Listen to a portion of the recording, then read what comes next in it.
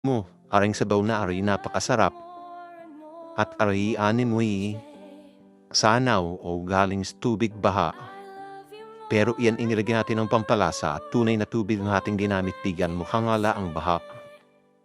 Tapos mag-inarte ka na naman, lagay mo yung saging na mainit-init pa. O, sige iyong napupuna, alaglag pa yung isa.